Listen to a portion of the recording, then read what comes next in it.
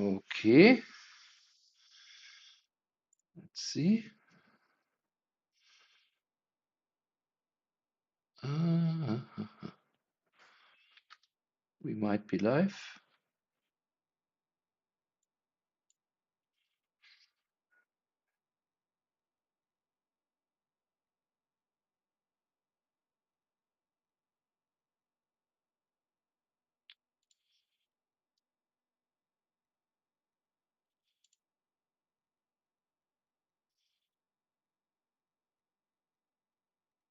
Mm, okay, technical difficulties. Um,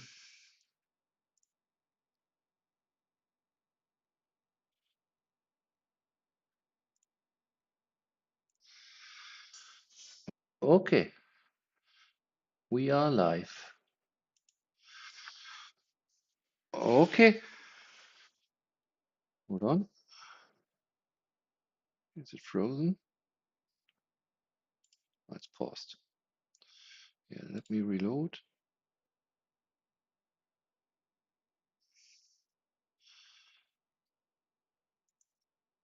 Okay, so welcome to the fifth live stream. There's a long break. Um, First, I'd like to introduce myself. Mm, my name is Kai Hayen. I'm the author and creator of Nuitka. I've been doing this for plus 10 years now. I think I first presented it publicly in 2011 and had been working on this maybe 1 or 2 years prior. I had been thinking that something like a Python compiler should be possible. I started live streaming last year. It was a fun exercise and actually got very interesting stuff done. And then stuff happened, like I decided to go all in with Nutka and devote it as my main occupation. It was a hobby before and a, well, extra income, but I decided that I could make it my full-time occupation. Let me check something.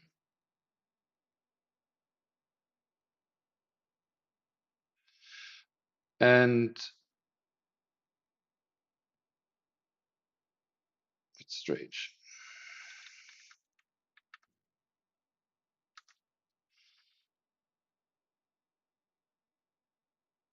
Okay. At least OBS believes that I'm live, but I will close down YouTube here. Maybe it's not. Ah, it's lagging, huh? Yeah, let's close it. Maybe it's maybe this machine is still not strong enough to give a high FPS. Um, yeah, so I thought to make this useful, I will do this on a periodic basis now. I was explaining what happened. So starting November, this became my main occupation, and I had to do a lot of stuff. And I think Corona hit me and influenza, so some diseases. And actually, Python 3.11 support was also a bunch of work, and there's been plenty of work coming from this commercial side of things. So there was just like set up a shop, do the taxes. There's plenty of crazy stuff that needed to be done at least once. Even, I don't know, making the website nicer. Yeah, there's a lot of things that were done, but I think things are starting to get under control. So yeah, and to in the streams, I think what I will do is after releases, I will like call it release party. I will like go over the headlight features of releases, and also I will show some of these things in action, and then later I will start coding. So I've used to do 2 streams in the past, and I might do this today again, although maybe not because my son has requested help. So not sure of that, but usually the idea is that I like stream a full day working on Nuitka in two batches of circa 3 hours. It also extended to 4 hours and attack a new feature. The new feature I think may have to do either with scalability. That's something I also took on during Corona. Well, I was not going to stop working just because I had Corona, but I was deciding to take it carefully and to aim at being let's say I was doing something that wouldn't stress me out, but would give me relief in that I do something I've not done for a long time. It's actually one of the things that we should look at. So let me screen this. So I think there would actually be a lot of releases to cover. I would go over them briefly. And let's see what happened in 1.3. Okay, cache management became flexible. macOS packages became better. One constant stream has been this Nuitka package configuration files. So you will see that a lot. And these are the things that we have here, like these are implicit dependencies. But also, for example, here's a recipe for making feed parser HTML work by looking up, it's doing something strange where it wants to copy a function, and these replacements here do this manually. Very powerful tool, and it's getting better by the day. Even for 1.7, I have a new feature added, but we will see them when we look at the changelog. So let me go do away with terminal, go back to changelog. So you see this a lot, and here, for example, it became possible to check if a plugin is active. Recently, I used this to add something like plugin. So, for example, this is an example that I added very recently. So, pill will normally try to include image Qt, and which may raise an import error if there's an issue, and I just make it raise an import error statically. That's a plain replacement if the no Qt plugin is active. So then we'll not even attempt to find the Qt, and it will exclude it from the compilation. So that's like, yeah, the ability to do stuff for plugin. Let's see, what else do we have? Yes, here, for example, making recommendations about using macOS bundle, console settings, or having to use one file setting on macOS bundle, these kinds of things. GUI platform recommending the console mode is like a thing.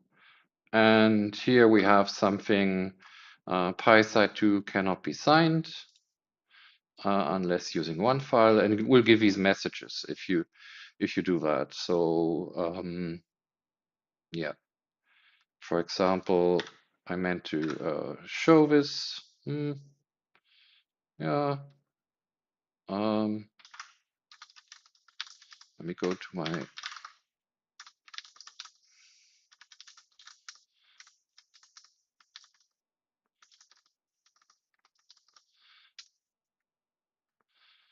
and here we should get a warning, and we do or we don't. Because I'm not on Windows. Oh, okay. Let's. If on Linux there's no such issue, and therefore no warning is given. Anyway, okay. Yeah. Okay, so yeah, a GUI toolkit became responsible, and then all detector plugins others were disabled. So, for example, especially the pill module I showed you, would warn about PySite 6 not being used and PySite 2 and so on. And now, if you didn't select a GUI plugin, um, um, if you don't have to use no Qt plugin anymore if you're using the tkinter plugin, because that's going to have the same effect. So there was plenty of improvements in this area. This is actually yeah, Qt framework builds, almost like a fix. MSys 2, always improving the support for that, but it's a moving target. And yeah, that was it. Let's check 1.4. It's also something I changed is the version numbering. Um, this could have well been 0.7.26 or something like that. But I'm aiming at monthly releases roughly. And I think 1.6 was an exception because I wanted to delay it until I have Python 3 complete. And that was always just not entirely there. So yeah, this is a very nice thing. Let's see if this will do stuff. It's not there. Maybe Fiona. No, what can we use? PySite 6. Yeah, this is just to list the data files that a package has for use in the standard YAML configuration, like data files is its own section, and here you can specify directories and patterns of files to include. Some packages require this, or here a single file. And previously I had to manually look it up, or we had to manually look it up, and now that can be done. But this is also something that is very nice. Hold on, we're just going to change it so we can see the DLLs. And here we go. Qt has a bunch of DLLs. Yeah, for sure. So that's very nice. And reports are also a very powerful feature that got added. Let's make one with a compilation report.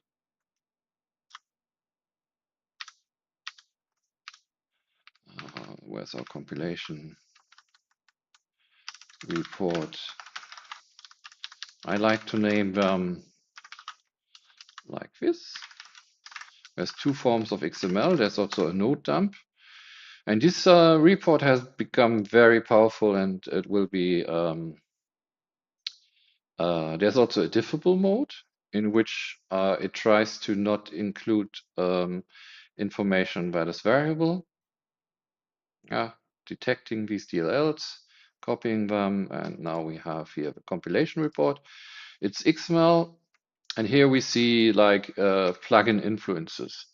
So, for example, we see it was influenced by the use of PySet 6 in Options Nanny. Yeah, this is probably the config which we saw. And then we have here the times being used for a module. And yeah, did we not compile instant? Oh, we did. And here we see what a given module uses. That's being used to find out for caching. But we are not there as well with the caching as I would like to be. But yeah, distributions used and so on. Lots of stuff here. For example, also the environment, all very nicely abstracted from the current directory. That's already tried to make diffable by default. These are my distributions. Seems I'm using PySite 6.5.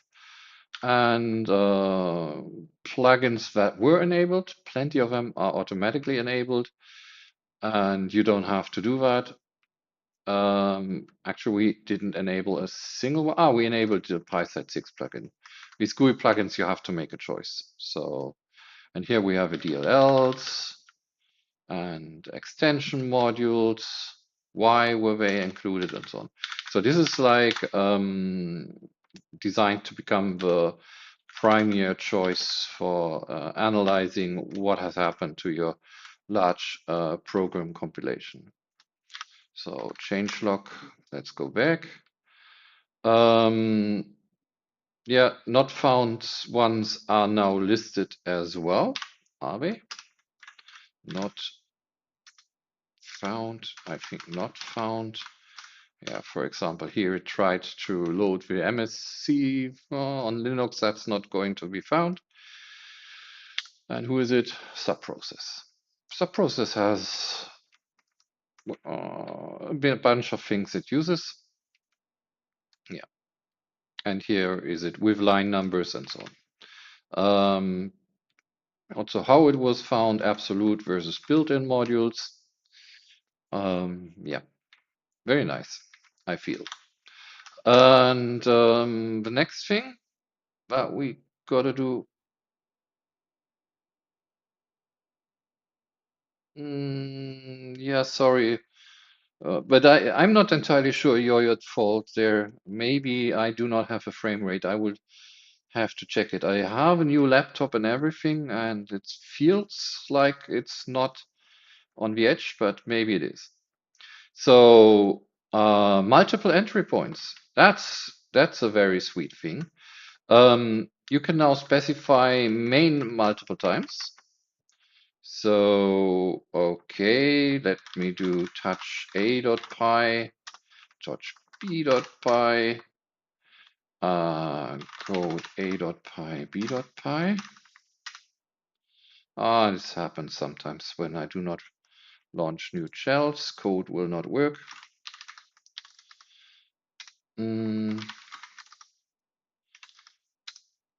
Okay, print A. It's just how we recognize the different binaries. Let's change it and do an acceleration mode compilation, but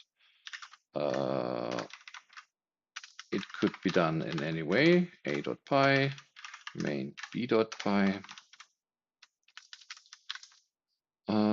Yeah, that's good enough. Whoop. Checkout options a.py. Finco.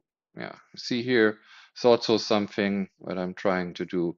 It's like check options. Did you really not want to include something? Very suspicious. But we can start a.bin. It doesn't work. It will not work in accelerated mode. Okay. It's an experimental feature. Let's do one file then.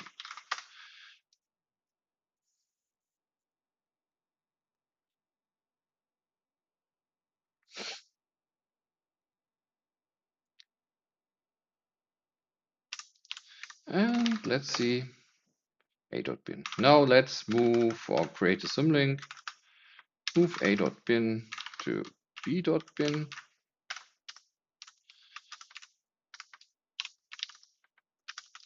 B. And we got B.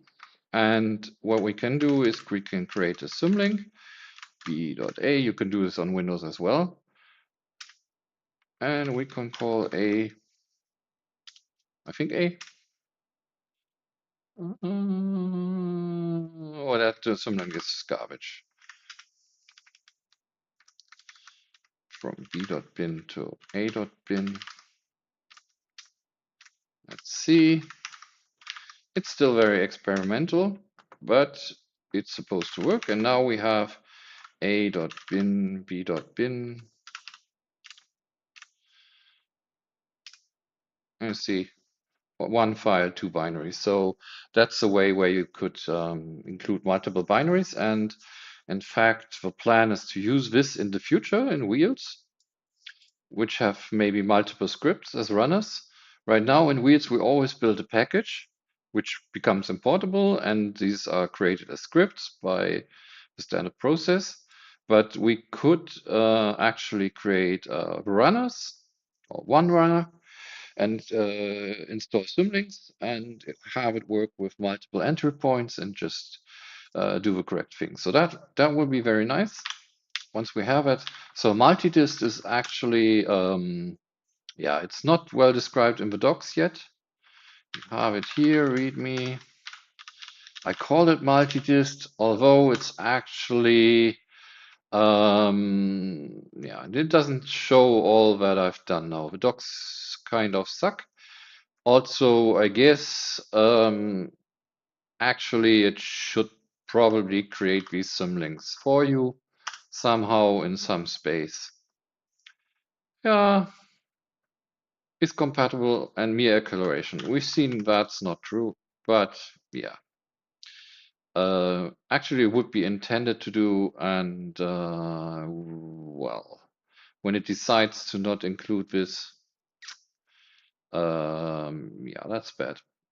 I should have done follow imports, I guess, but these were not optional. No, anyway. Um, this can solve duplication. Then the one file stuff has become a lot better. Like it used to be hard coded this time. Now you can provide a grace time. So if a one file process gets stopped, like you press Ctrl C in the terminal, by default, I think it has 5 seconds time to shut down. Afterwards, so the Python process has it. Afterwards, it will be killed the hard way, like -9 hard kill, stop it unconditionally. Yeah, let me check out what this was.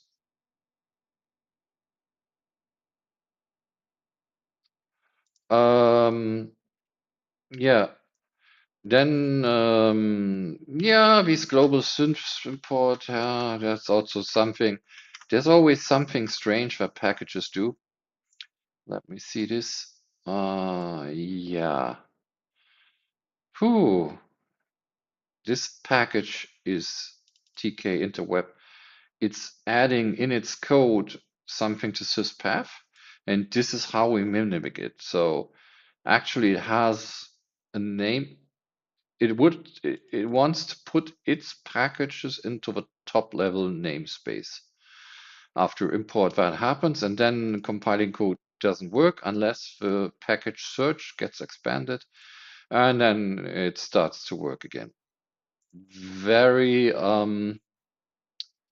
much needed. I think I even made a public post in my series about the YAML configuration there. It's annoying, but apparently needed for some things.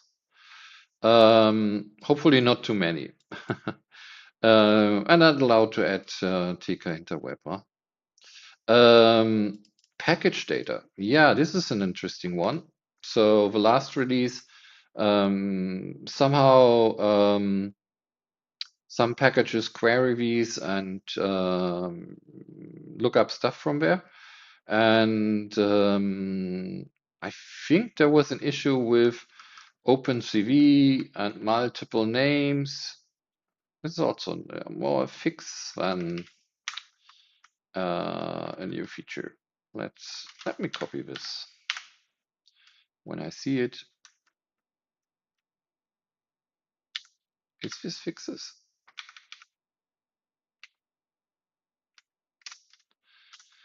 Uh-huh.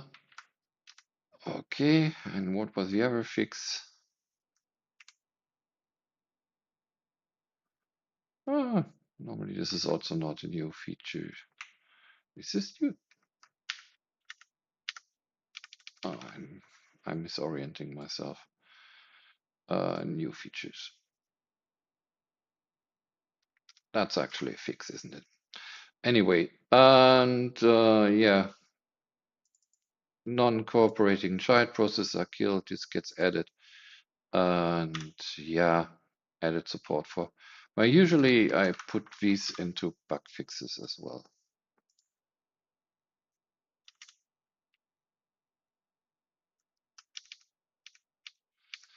It doesn't put me at the end. Anyway, sorry about that. But yeah, when I write these, I often get confused where I am, as you can see. Um, Distributions, information about distributions is now included in if it is statically, and then things can do these lookups. So it used to be that this was only statically done, but I think the last release, and we will get there, even added that you can do this on explicitly, like when static detection of a distribution name fails, you can provide it yourself. But the vast majority of distribution names can be compile time inferred already.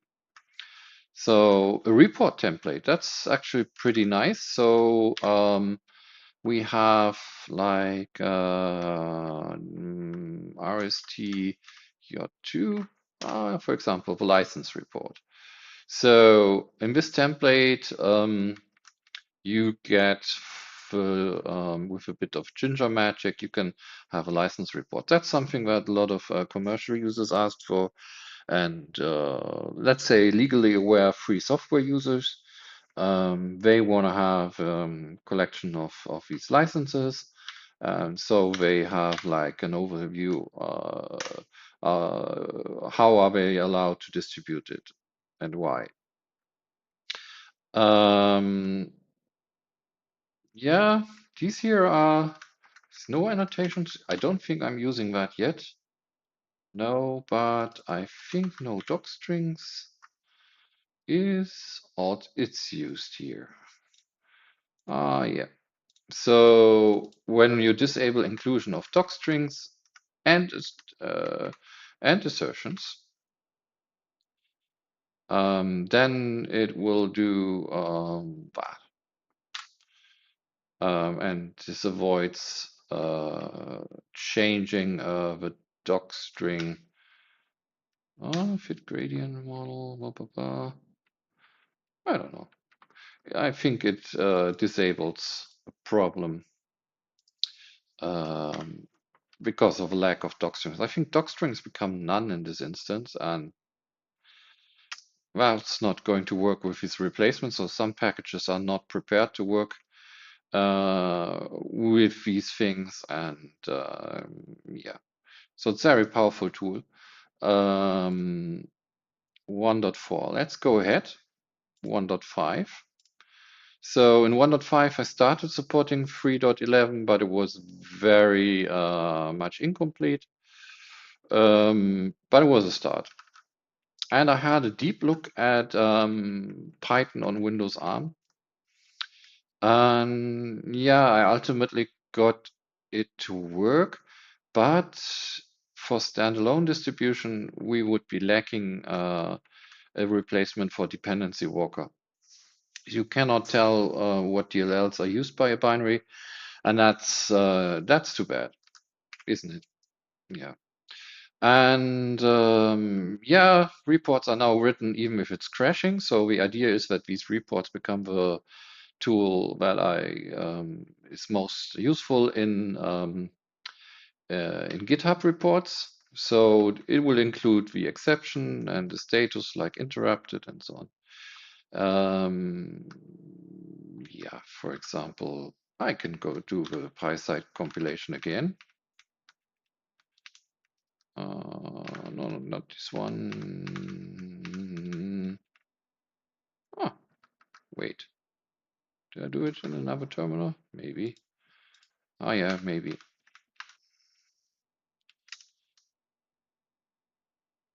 Give it a bit of time.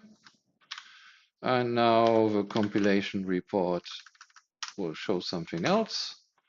We'll say interrupted. And I think because it's a keyboard interrupt, It will not have the exception trace. If there was an exception, we'll have a trace, and it will show what it has done so far, and that will probably become very good for debugging issues with Nuitka from the user side, maybe even more often without having the program deployed. Wait, this is the wrong one. Where were we here? It's not entirely wrong, but yeah. So that's very nice. And what else do we have? Yeah, more and more things on Python version, flavor, OS architecture. People will just not be able to give me this. When I want a bug report, I want all of this, and I get maybe part of this, and rarely this. Sometimes